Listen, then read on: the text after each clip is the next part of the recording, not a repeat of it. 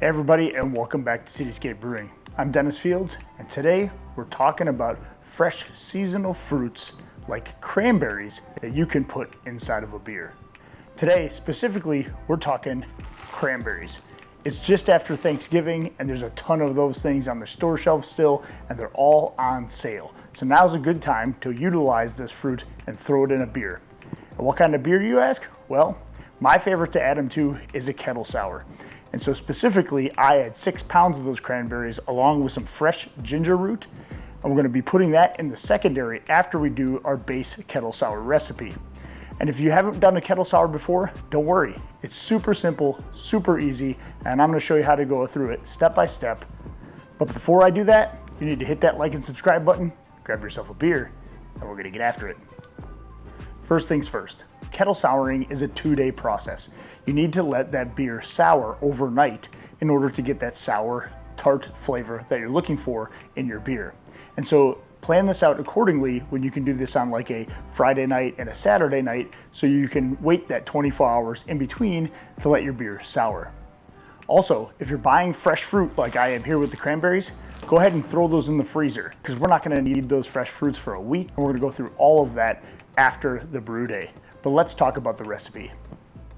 I keep my kettle sour recipe pretty basic. And the reason is because I've kind of perfected the base recipe, and now I've just adding things in the secondary to make sure I change up those flavors based on seasonal fruits or what I'm really feeling like that day. You can also add hops or other things in the boil. I tend not to do that when I'm doing a fruited kettle sour, but that's totally up to you.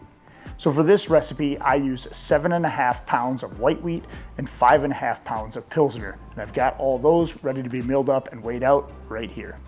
Some other ingredients you're gonna need for this recipe are fresh cranberries. You can buy these fresh or frozen. So if you find them frozen, that's totally fine.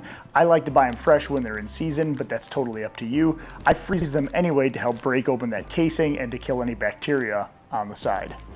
You're also gonna need 5 ounces of ginger root. I go ahead and I slice this up really fine. I put that in a paint strainer bag, and that's the last thing that we do in this beer because it only needs to be in there for about 5 days max. Ginger can become very ginger very quickly, and so we only want the slight touch of ginger in the background at the very end of the process, right before we're going to keg this beer. To sour the beer, I use a probiotic drink called Goodbelly Probiotic.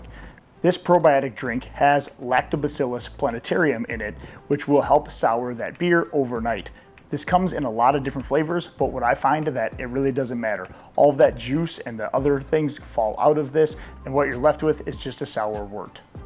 Lastly, I'm going to be using Safeale US05 for my yeast. We're going to go ahead and sprinkle that in at the very end. Again, that's on day 2 after we finish the process. I've also added 2 grams of calcium chloride and gypsum to both my mash and my sparge water, along with half a Camden tablet in each. That'll help get rid of the chlorine, and it's actually what I need to make my water profile adjustments necessary in order to make this beer great. This is going to be different for everybody, so go ahead and check the water calculator video that I've done. I'll link that in the video description below, and you can adjust your water profile accordingly to make sure you make the best beer possible. We're gonna go through the brew day process pretty quickly so we can focus on the things that are unique to kettle souring in general. But the mash process is exactly the same as you would for any beer. We're gonna be mashing this at 152 degrees. We're gonna do that for 60 minutes. We're gonna go ahead and do our recirculation and our Vorloff process, and we're gonna get our final runnings into the kettle, which should be right around 7 gallons or so. Then we're gonna boil this for about 15 minutes. That's gonna help kill off any bacteria and stuff that's already on any of the equipment or on the grains. Once we have boiled it for 15 minutes, we're gonna go ahead and cool that down to about 100 degrees. And that way it will be warm enough to still not kill the bacteria, but it'll be warmer to help that sour process along a little bit. There's no need to keep that at 100 degrees overnight. You just need to help the souring process by leaving it warm originally. All right, we have our wort cooled down to 100 degrees. We're gonna go ahead and start dropping the pH. So first we're gonna take a pH reading. It should be about 5.2, and that's where you should be at for your mash pH and boil pH. And that's about where we're sitting right now. So we're just gonna use that as a gauge, and then we're going to add our lactic acid to drop it to about 4.5. I'm gonna add 5 milliliters at first. This usually takes about 8 to 10 milliliters, so I'm gonna add 5 right away because I know at least I'm gonna need that. So we're gonna go ahead and we're gonna add that in there. I'm gonna give it a little stir around. Then we're gonna see where we're at. Looks like I'm gonna need to add a little bit more, like I thought, to about 8 milliliters. So we're gonna take our lactic acid and get a little bit more out here. There's 3 more. And if I need to, I'll go to 10 if I have to. So this again is trying to get it to drop to about 4.5 pH. That's what we're looking for.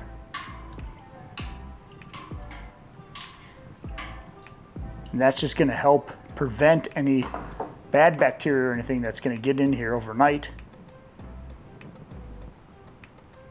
All right, so it looks like we're right about there. That's perfect. So about 8 milliliters is what I took. Sometimes it takes 10, it depends on your mash, so you'll wanna make sure you're doing your measurements. And then the next thing we're gonna do is add our Goodbelly. Usually I transfer this into a carboy, but today I'm just gonna show you how I do it right in the kettle. And so I'm gonna use some saran wrap here. I have plastic wrap. I'm gonna go ahead and spray that down with sanitizer, and I'm gonna show you how I cover that. But first, we're gonna take our Goodbelly. We have this pulled out of the fridge. We have it shaken up really, really good. We're gonna take it off. Take off the cap. There's a little plastic cap. We're gonna go ahead and sanitize all of that right away. Make sure all of that is good to go before we peel the cap off, and then we're gonna go ahead and just dump that right in. So we're gonna do that. Pull it off. Some people use less than 1 jug. I use the whole thing. It may take you longer to sour if you don't use the whole thing. So I just pour this whole guy right in here. Again, this is that souring agent that's going to help it sour overnight. It will not ferment, okay? So it's not gonna ferment, you're not gonna get bubbles, you're not gonna need an airlock, anything like that. This is just souring overnight. So again, we're gonna give it one last little stir around. All right, we got our plastic wrap here. I'm gonna go ahead and take some out. Get a good amount here. And then I'm going to spray it down with a little bit of Star Sand first. So we make sure that's all clean, and then we'll push that right against the wort. So spray that off, and we're gonna take this nice and Star Sand up, and just press it all the way down as close to the wort as I can. And then kind of stick it to the sides. I'm gonna need 2 to make sure it's covered on both sides, and then we're gonna get a 1 that goes over the entire lid here, and then we'll put the lid on it afterwards.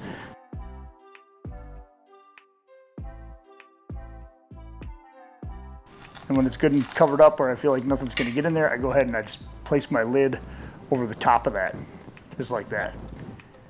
All right, guys, that is day 1. We're gonna let that sit in a bedroom off to the side for about 18 hours, and then we're gonna start checking that pH up to about 24 hours when I expect that to drop from about 4.5 pH to 3.5. I generally err on the side of a little bit more tart, sometimes like 3.4 or 3.3, but you can go as high as 3.5 and still have that tartiness without being overly sour. It's not gonna be warhead sour even at 3.3, so feel free to kind of play around with that. You can always let it sour a little bit longer if you like to. And so we'll be back for day 2 to show you that whole process. And then after fermentation, we will do the adding of the cranberries and the ginger, so stay tuned. All right, guys, so I ended up waiting a little bit longer during the souring process. I actually started measuring about 18 hours or so. I measured again at about 24 hours, and I was right about 3.5, which I could have stopped, and most people that would be great sour beer. I wanted this one to be a little bit more tart than that, so I actually waited till the next morning. It's probably, I ended at about 9 p.m. the first night. The second night, I checked it at 24 hours at 9 p.m., and now it's about 7 a.m. the next morning. So I decided to check it this morning. It was right at 3.4 pH, which is a great number that I wanted to be at. Right, so I'm gonna go ahead, I'm gonna put this on the burner, we're gonna get this heated up and back to a boil, and we're gonna finish our 45-minute boil process. Now remember, because we boiled 15 minutes the first day, we're gonna boil for 45 minutes today, and that's because that'll be our whole 60-minute boil process. So we're gonna go ahead and get this heated up. That'll kill that Lactobacillus plantarum in there, stop the souring process, and finishing out our brew day. All right, so we are done with the boil process. We're going to go ahead and start cooling down our wort. We're going to do that like normal with our immersion chiller. Once that gets down to pitching temperatures, we're going to transfer that into our carboy. I'm also adding my tilt hydrometer to make sure that I can keep track of where the gravity readings are at.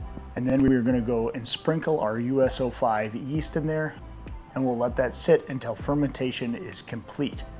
Then we're going to be back after that to go through how to add the cranberries and the ginger in our secondary.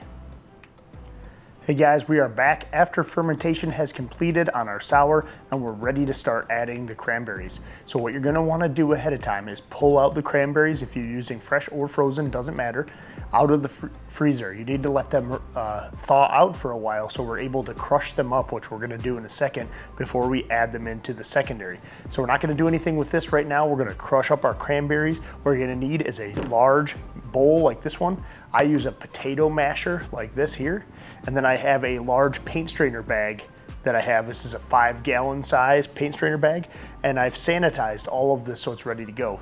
If you don't have a fermenter that's large enough to fit a paint strainer bag in like this one, you can just pour them into the fermenter once you crush them up. It's going to be harder, and it might be harder to clean them out, but you can do that if you need to.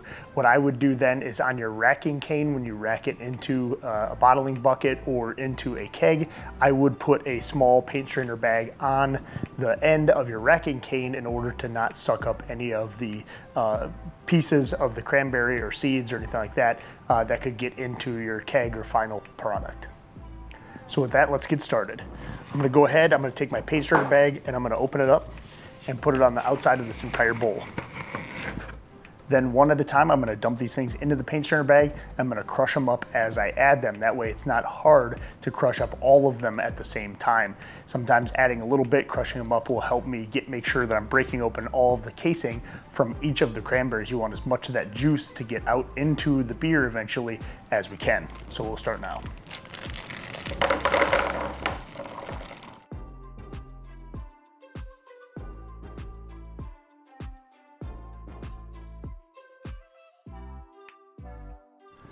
All right, now that we have our cranberries good and mashed up, we're gonna go ahead and we're gonna tie this thing closed, and then we're gonna put it inside of our freshly cleaned and sanitized fermenter. I like to use a secondary fermenter and get it off their initial yeast cake, even though it will start fermenting a little bit because of the sugars we're adding, because of the fruits. I don't want it to re-ferment all of the sugars that are in the cranberries. I want them to have some, and not turn out too dry, have some residual sugar left into the beer itself. So we're gonna get this thing as tightly as I can pushed in there. If there's juice in the bottom of the bowl, feel free to dump that right in there. And then we're gonna go ahead and rack this beer right on top of those cranberries.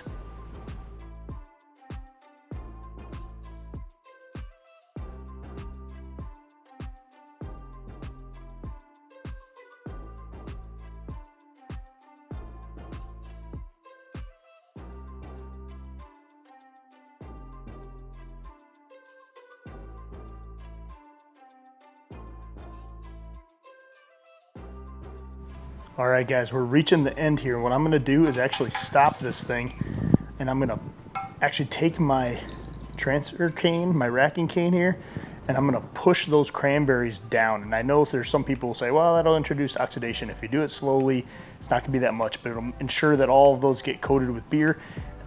All right guys, we're gonna let this soak for about a week with the cranberries. After about 3 or 4 days, I'm gonna start adding the ginger, and I'll be back to show you how to do that. But at this time right now, I wanna make sure that all of these cranberries, because they do float on the top, get soaked into the beer. So once the fermentation action starts again, which it will because there's some sugars left in there and we have some residual yeast left in the beer here, I'm gonna go ahead and kind of very carefully turn this bag once, maybe even twice during the week. And I'm not gonna do it so I'm sloshing it around and introducing a lot of oxygen. At that point, it should have purged out a lot of the oxygen because it's gonna start re-fermenting. And then you should be able to carefully turn that bag over to help get those cranberries soaked into the beer itself. You can already see it's already starting to turn a nicer red color, so that's good. And then in about 3 days, we're gonna go ahead and add that ginger. Again, you don't need to leave ginger in there for a week. It will be too much and too gingery. You want that to be just on the back end. I did take a gravity reading. We're sitting at 1.012 or 1012, but I go ahead and take a sip.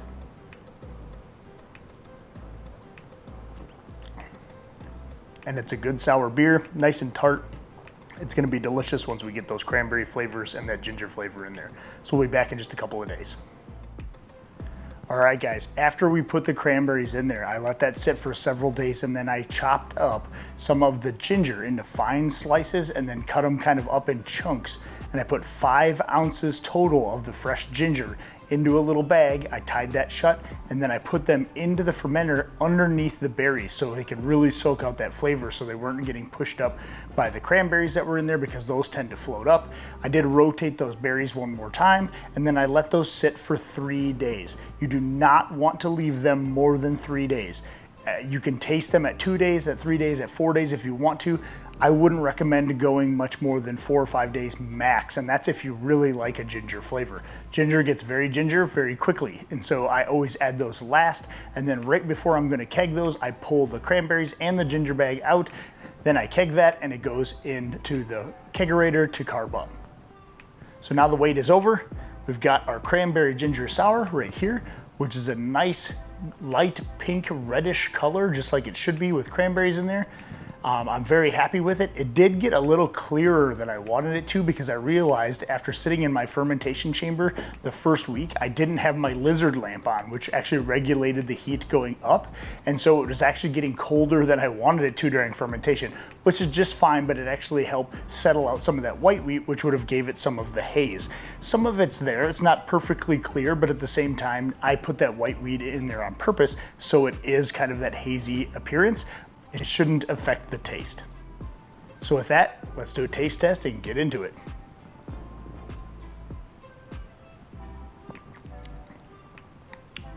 So you get that sour bite right off the bat.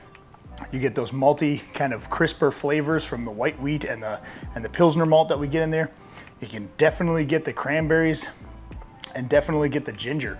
And the ginger is just the right amount of ginger. Again, like we talked about, it can get too gingery too quick. You want it to be subtle in the background to complement the fruit flavors and the tartness that goes along with the cranberries in this one. I've brewed this one several times, and it took some time to get used to how much ginger to really add in there.